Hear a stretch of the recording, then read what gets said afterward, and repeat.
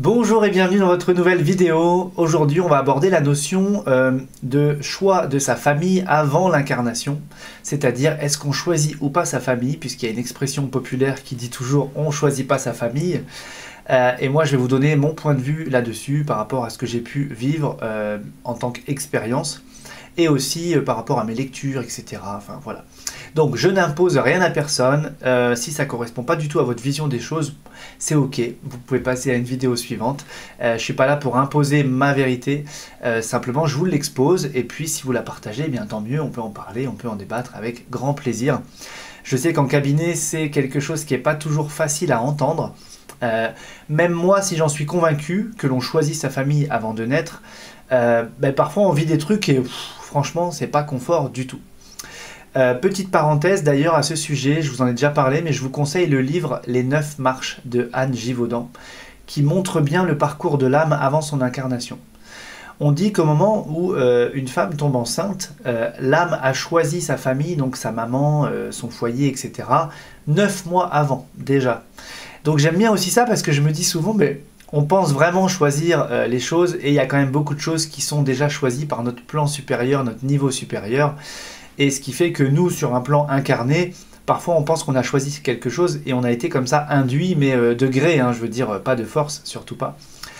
Et parfois on pourrait se dire, mais attends, moi j'ai surtout pas choisi ces parents-là, j'ai pas choisi tel et tel membre de ma famille qui est horrible, qui est odieux, qui est imbuvable, etc. etc.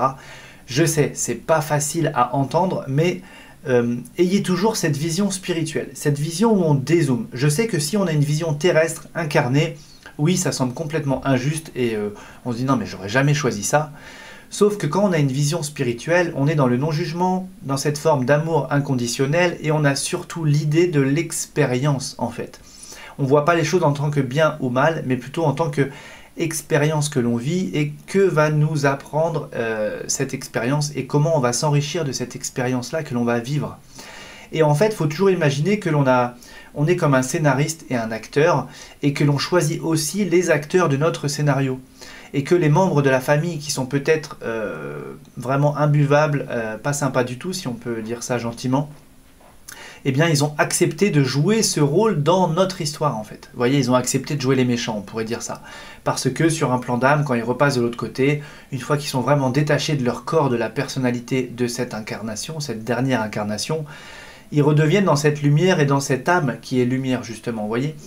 Donc je sais que c'est pas facile à entendre, mais en tout cas l'idée de se dire aussi j'ai choisi ma famille, j'ai choisi mes parents, mes frères et sœurs, le milieu social, la zone géographique, etc. Tout ça, ça a du sens pour l'âme qui s'incarne et il faut toujours le voir en se disant pourquoi j'ai choisi ça. Qu'est-ce qui fait que j'ai choisi ce milieu, cette famille, ces parents, cette éducation, etc. etc.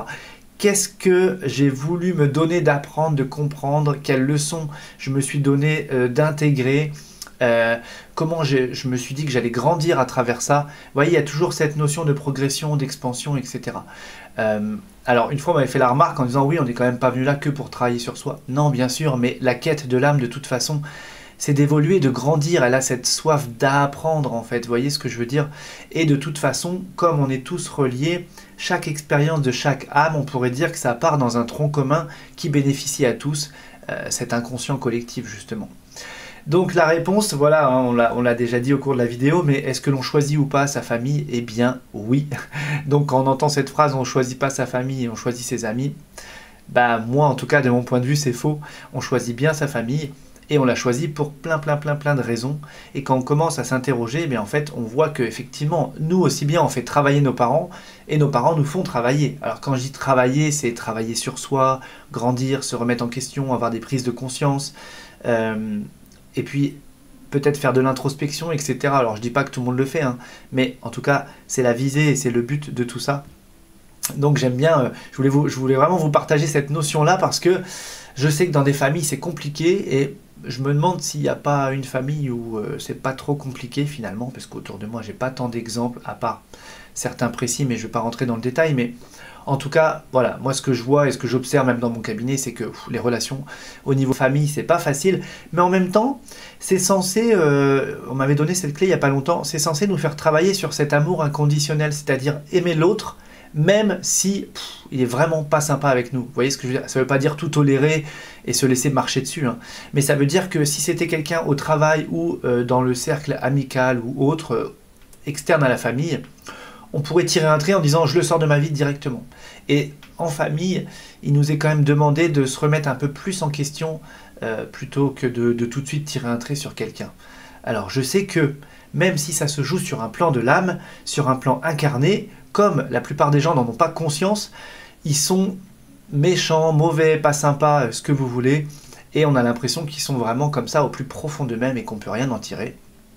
Et eux n'ont pas parfois cette conscience du divin, de la vie avant et après cette incarnation, etc. Donc ils sont pas du tout dans ce niveau spirituel et ils sont purement terre à terre, voyez. Et donc ça peut friter très très très fort sans qu'ils aient la conscience de ce qu'ils sont en train de faire. Finalement, on pourrait dire bah oui, ils savent pas en fait. Vous voyez ce que je veux dire? Ils savent pas. Bon, donc ça veut pas dire qu'on va tout cautionner, loin de là. En tout cas, ça peut aider parfois à pardonner en disant bah ils savent pas. Et après, on peut aussi pardonner en coupant quand même contact. Moi, ça m'est arrivé dans ma famille parce que bah il y a des personnes, malheureusement, si vous y retournez à chaque fois, c'est comme redonner le bâton pour se faire battre. Vous y allez avec votre cœur grand ouvert et n'ayant pas cette ouverture de conscience, eh bien ils vont recommencer leur petit tour et puis finalement leur petit manège et bim, on va se reprendre comme ça des coups. Donc bon bah, je pense à cette fameuse phrase qui est un peu connue sur les réseaux, je suis pas venu ici pour souffrir, ok? Et ben c'est un peu ça. Je suis pas venu ici pour souffrir, donc même si je suis tolérant et que j'essaye d'avoir cette ouverture de cœur, etc., bah à chaque fois on va pas y retourner non plus pour se faire taper dessus, quoi. Donc au bout d'un moment, malheureusement, parce que je suis vraiment moi perso à mon niveau, ça m'embête vraiment, mais j'ai été obligé de couper contact. Il y a des personnes avec qui j'aimerais bien reprendre contact, mais je sais que si j'y retourne, ils n'ont pas évolué, pas changé, pas de remise en question, etc.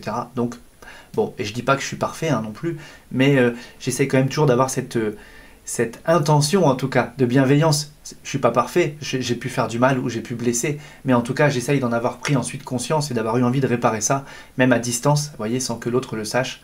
On peut y mettre des bonnes intentions comme ça pour réparer les choses dans la relation, mais voilà, tout le monde n'est pas équipé, n'est pas ouvert, n'est pas... Bon, voilà, et chacun en est là où il veut, là où c'est juste pour lui sur son chemin, hein. J'en étais sûrement à ce niveau-là, peut-être dans une ou d'autres incarnations précédentes.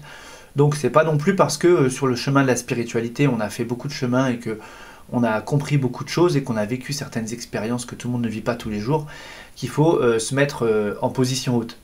Pas du tout justement, parce que au final, à la fin, qu'est-ce qui se passe? On retourne tous de l'autre côté, ça décante et puis on comprend ce qui s'est joué, quoi. Vous voyez ce que je veux dire? Donc voilà, pensez à avoir ce regard spirituel, cette façon de dézoomer comme ça, et puis d'aller chercher, mais si je les ai choisis, pourquoi je les ai choisis? Qu'est-ce qui fait que j'ai choisi vraiment ces membres de ma famille dans mon chemin d'évolution, en fait, voyez? Donc voilà, eh bien écoutez, vos commentaires sont les bienvenus. Encore une fois, je ne vous impose rien, je vous partage juste mon point de vue, et puis de toute façon, à chacun sa vérité de toute façon. Un pouce en l'air si jamais cette vidéo vous a plu, et comme d'habitude, eh bien nous, on se retrouve de toute façon déjà demain.